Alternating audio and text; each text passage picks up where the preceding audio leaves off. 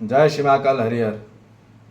रामबाण शिक्षा समाधानों की शिक्षा है, जहाँ हर एक समस्या में आने वाले अनियंत्रण, असंतुलन, कष्ट, संकट, भय, शंका, ठीक है, क्रोध, विरोध, घृणा, तुलना, प्रतियोगिता, विरोधाभास, जितनी भी चीज़ें हैं, इन सब का निवारण होता है।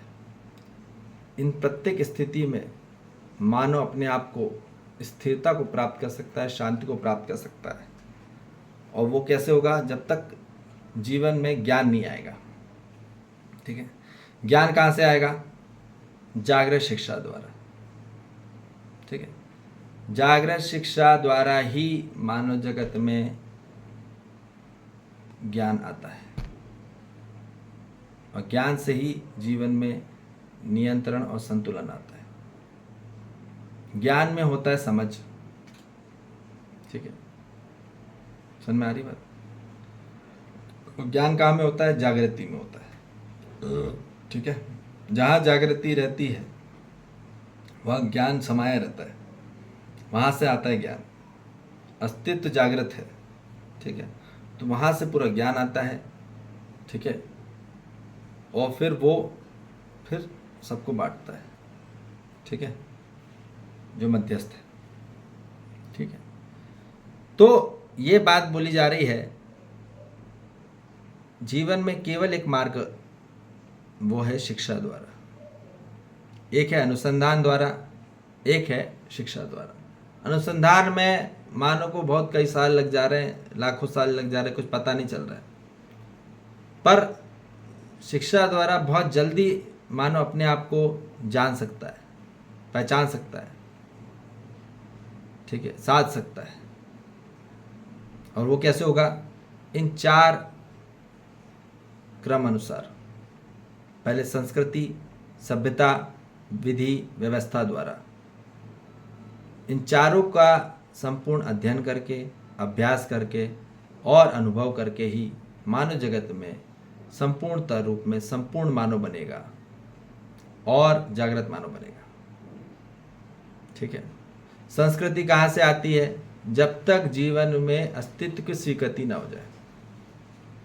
असली जो तत्व है, हर तत्वों में उसकी स्वीकृति ना हो जाए, पूरे ब्रह्मांड में जो तत्व है, हर तत्व में वो हमको स्वीकार हो जाए,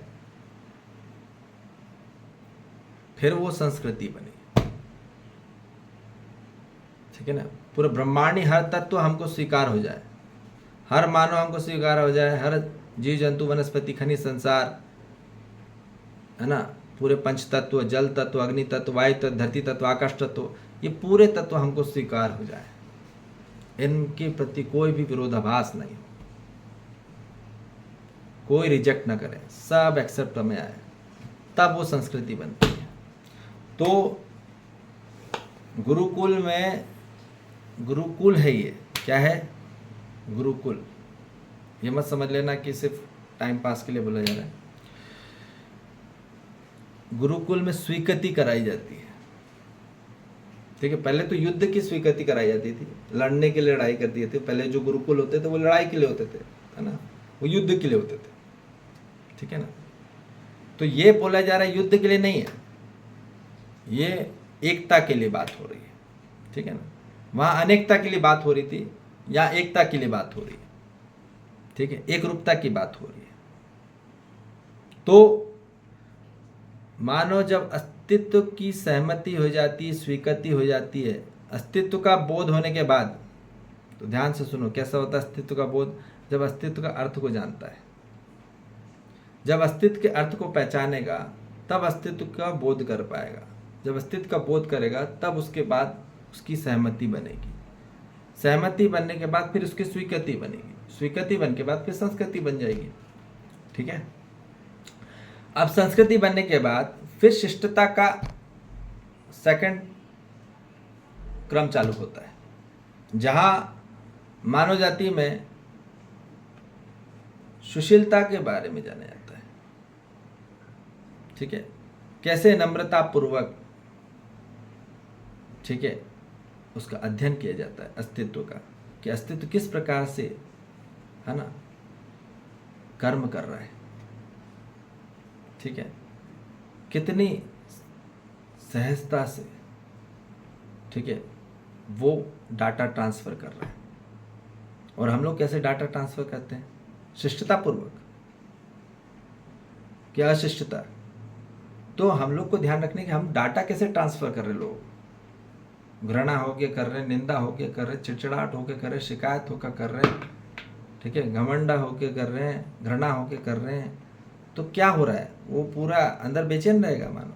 तो इसलिए पहले संस्कृति नहीं होगी तब तक सभ्यता नहीं बन सकती, ठीक है, वहाँ शिष्टता नहीं आएगी। जब तक संस्कृति नहीं पता चली, क्या संस्कृति अस्तित्व की, वो नहीं पता चला, तो सभ्यता नहीं आ सकती। तो ये पूरा क्रम वाइज ही है। तो अस्तित्व की स्वीकृति होने के बाद ही अस्तित्व की शिष्टता को जाना जाएगा। अस्तित्व को पहचानेंगे, जब जानेंगे हम, फिर हम उसके अंदर की प्रॉपर्टीज को जान पाएंगे ना। अभी अस्तित्व स्वीकार ही नहीं हुआ, अभी देख ही नहीं पाया, अभी तो दर्शन ही नहीं हुए। तो दर्शन होने के बाद मानव को स्वीकृति आती है। स्वीकृति होने के बाद उसके जीवन में शिष्टता को वो ग्रहण करता है अस्तित्व की। जब शिष्टता की वो ग्रहण करता है, फिर उसके जीवन में आती सभ्यता बनने चालू हो जाती है। और सभ्यता बनने के बाद उसके जीवन में फिर अस्तित्व के फिर नियम को जानता है, नियम को जानेगा, पहचानेगा। अस्तित्व के नियम को जान के ही उसके जीवन में फिर वो विधियां बनती हैं, ठीक है।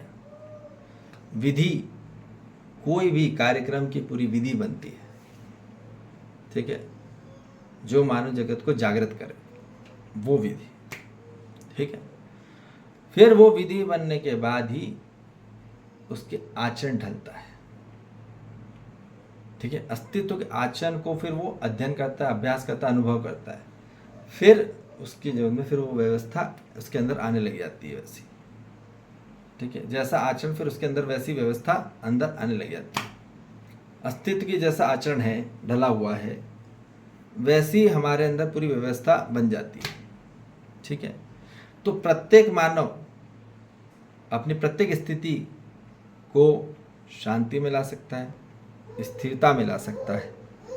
अस्तित्व का शास्त्र को ग्रहण करके, सेवन करके, उसको मनन करके और उसका बांट के, ठीक है।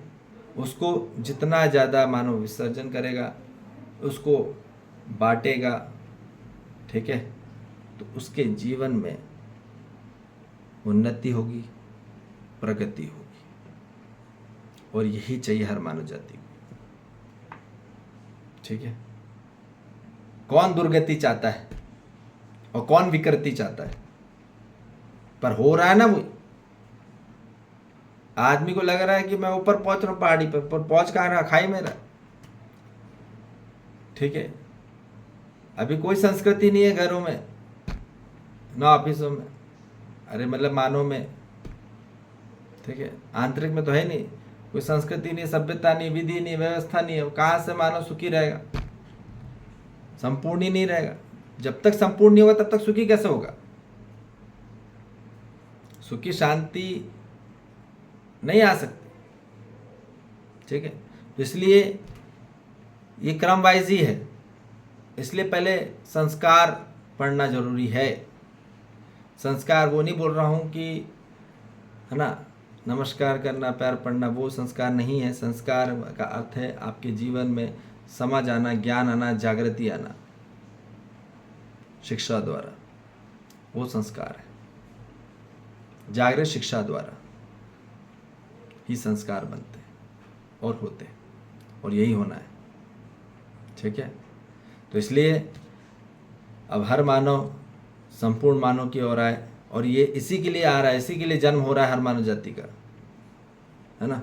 अपनी शरीर यात्रा जागृति के लिए ही बनी है। पूरी मानव की जो अस्तित्व बना है वो जागृति के लिए बना है, कि अल्टीमेटम हम अपने आप को पहचान सकें, जान सकें